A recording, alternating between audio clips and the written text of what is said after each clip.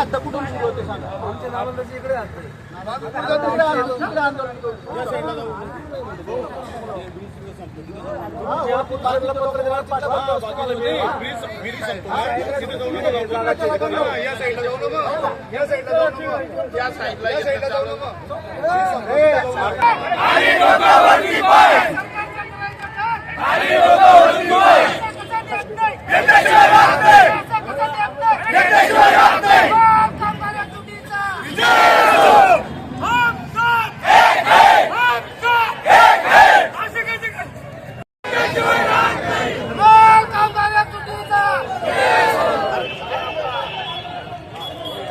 करावा.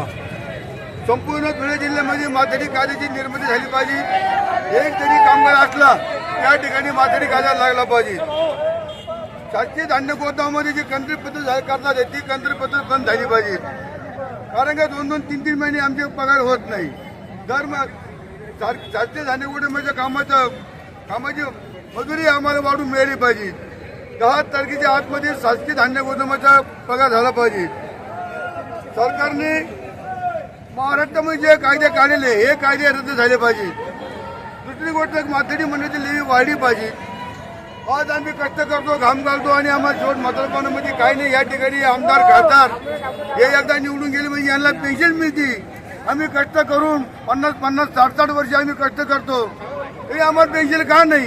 या ठिकाणी आम्हाला पेन्शन मिळाली पाहिजे. या आमच्या मागण्या आहे. जर शासनाने याची दखल घेतली जर नाही आम्ही पुढचं आंदोलन जेल भरो केल्याशिवाय राहणार नाही. शासनाने याची नोंद घ्यावी ही विनंती. सरकारच्या विरोधामध्ये भूमिका घेत सगळीकडे आंदोलन सुरू केलेलं आहे. महाराष्ट्र राज्य हमाल मापाडी संघटना ही सुद्धा त्याच्यामध्ये कुठेही मागे नाही. सगळ्या महाराष्ट्रामध्ये प्रत्येक ठिकाणी आज हमाल मापाडी संघटनेतर्फे आंदोलन सुरू आहे. या आंदोलनामध्ये स्थानिक विषय आहेत आणि संपूर्ण राज्य पातळीवरचे त्याचप्रमाणे केंद्र पातळीवरचे विषय आहेत. यामध्ये सगळ्यात महत्वाची गोष्ट आहे की धुळे जिल्ह्यामध्ये माथाडी कामगार कायदा लागू आहे. पण आज देखील मागच्या 20 वर्षामध्ये पिंपळनेर, साक्री या ठिकाणी अद्यापपर्यंत माथाडी कामगार कायदा लागू नाही.